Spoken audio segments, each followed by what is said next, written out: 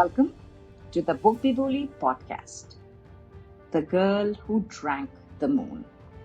Every year, the people of the Protectorate leave a baby as an offering to the witch who lives in the forest. They hope the sacrifice will keep her from terrorizing their town.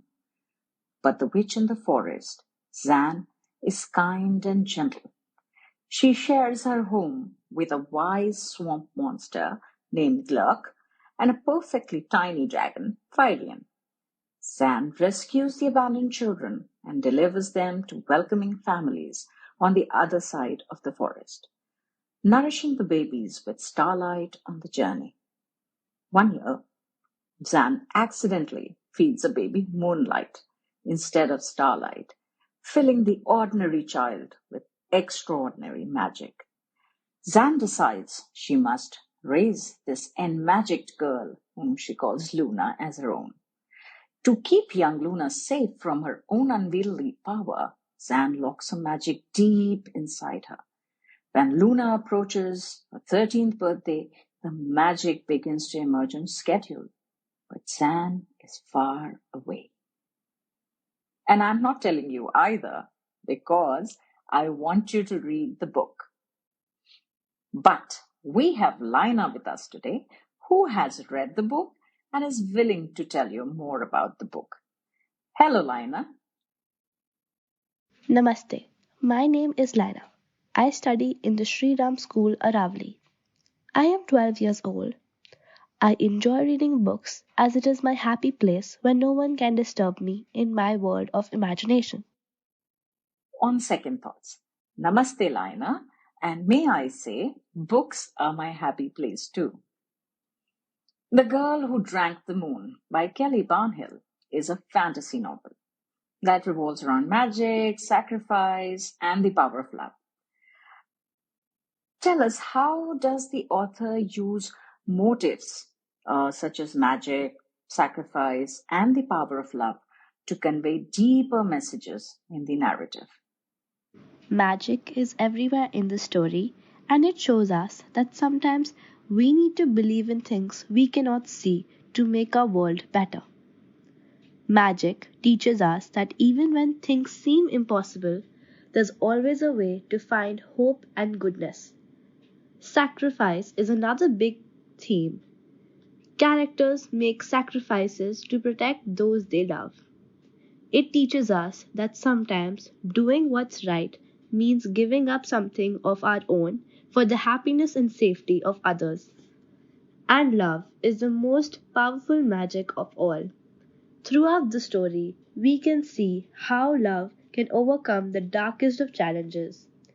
Love brings people together, gives them strength, and helps them find a way through difficult times. It's a reminder that love is always worth fighting for, no matter what. It's a beautiful story that shows us that magic is all around us, if we just know where to look. Like the book says, my love isn't divided, she said, it is multiplied. Tell me, Lina, who is your favorite character in the book? Zan is my favorite character as she is courageous and kind. But it is Zan's compassion that truly sets her apart. Her empathy knows no bounds, extending to all living beings, from the smallest creatures to the most troubled souls. In a world filled with darkness and despair, Zan strives to be a beacon of light and hope, reminding others of the inherent goodness within. Even amidst the most daunting challenges, Zan's unwavering optimism and soothing words serve as a beacon of hope, bringing comfort and reassurance to those in need. Like a guardian angel, she uplifts spirits and instills a sense of peace, radiating positivity and joy wherever she goes. These qualities about Zan are truly eye catching and heartwarming, which makes her my favorite character. I can tell you that I was drawn to Luna because of her courage, kindness, and her journey of self discovery throughout the story. Were there any character transformations that surprised you? Yes, there was one character transformation that surprised me and may have even surprised the characters in the story as well. Antine's surprising transformation from a loyal disciple who dutifully follows the village's tradition, which includes the sacrifice of a baby to a witch in the forest, to a courageous rebel who begins to question these traditions and refuses to obey instructions from the Protectorate. He continues to grow doubts and reveals the truth behind the sacrificial habits. His alignment with Luna is quite unexpected, which highlights his zeal to find out the truth. His journey from obedience to rebellion surprises me a lot. That's interesting. Well, Lina, you have been a star podcaster and being a reader yourself, what do you think of the North Star program launched by us? The Nockstar program is like a big adventure playground full of helpful tools and fun activities to make reading even more exciting. Imagine having maps and treasure hunts to guide you through the story, or friendly companions to chat with about the book. From literal social to diving deep, there are so many cool things to explore. The Nockstar program is here to make reading feel like a magical journey you'll always remember. Now let's talk about the pace of the novel. Did the story keep you engaged throughout, or were there moments that felt slow or rushed? I find the pace of the novel to be well balanced and engaging. The story moves at a steady pace, with moments of excitement, mystery, and reflection woven throughout the story. From the beginning, we are drawn into the world of the Protectorate and the magical forest, and the plot unfolds gradually, allowing for character development and world building. Moments of introspection or backstory might slow down the pace, and action packed scenes or moments of high tension may speed up the pace. However, the novel generally strikes a good balance. Were there any specific passages or quotes that resonated with you? Knowledge is power, but it is a terrible power when it is hoarded and hidden. This quote speaks to the importance of sharing knowledge and information rather than keeping it a secret or restricted. It resonated with me as I feel that knowledge should be free. The second quote is about Luna. She was a girl who knew how to be happy even when she was sad. And that's important. This line talks about the resilience and strength of the protagonist Luna. It resonated with me as I appreciate the importance of finding joy and gratitude even in the midst of difficult times. Well, like I said, you are a reader and you must have read a lot of other fantasy novels. How do you think The Girl Who Drank the Moon compares to them? Did it remind you of any myths, fairy tales, or real world issues for that matters? Like many fantasy novels, The Girl Who Drank the Moon explores themes of magic and power. However, it does so in a distinctive way, focusing on the consequences of wielding magic and the importance of using power responsibly. It features richly imagined worlds and their own histories, cultures, and mythologies, with its detailed portrayal of the magical forest, the city of the Protectorate, and the characters who inhabit them.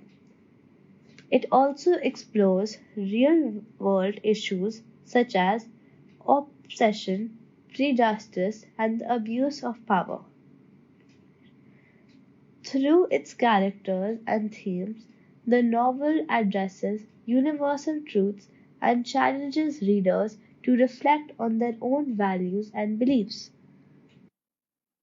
As per you, is there a specific age group or type of reader who might find this book particularly appealing?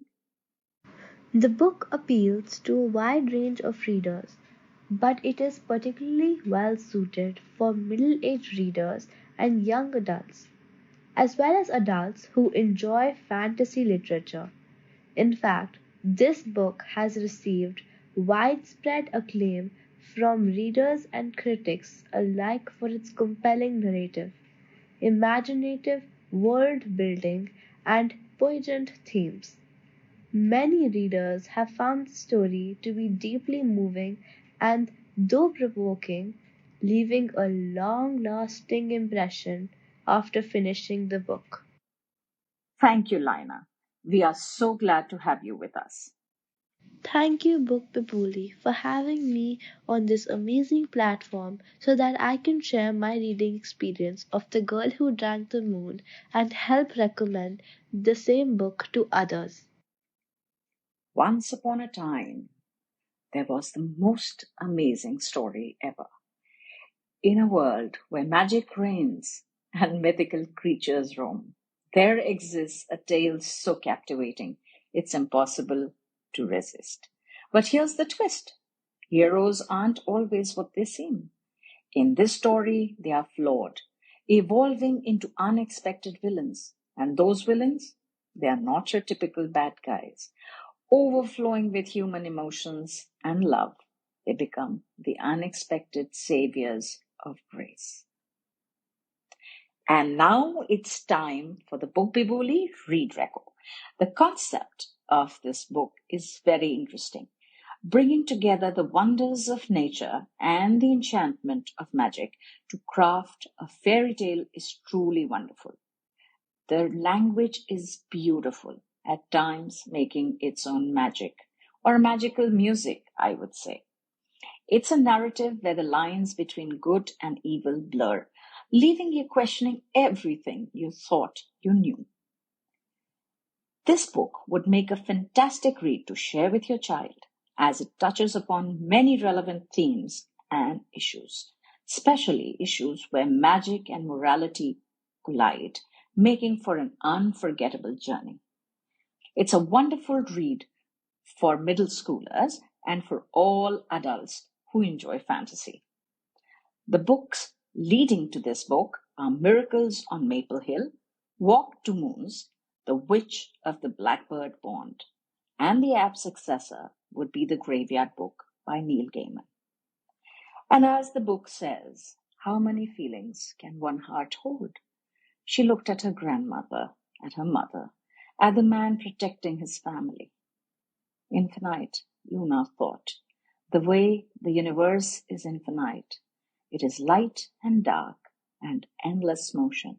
It is space and time, and space within space, and time within time. And she knew there is no limit to what the heart can carry.